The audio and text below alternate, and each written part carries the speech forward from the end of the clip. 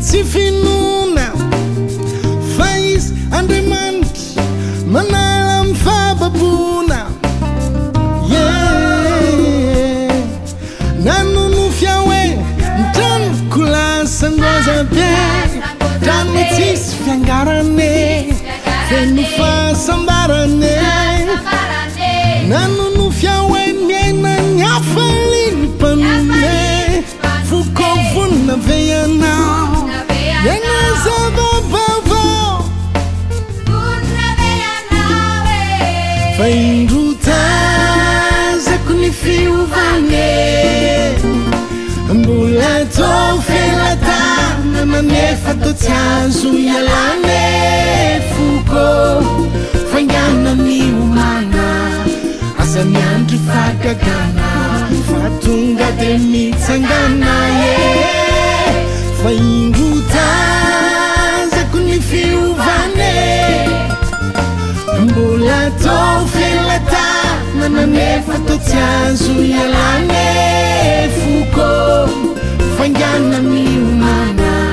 tsy lavitra fagagana fa tonga de mitsangana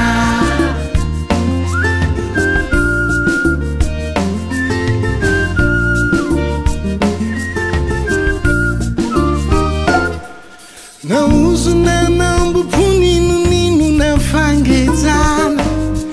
efa vototra avy any an-danitra ny teny fikasana tsy tarakory Andriamanitra tompony fotoana fa izy Andriamanitra manala mifababona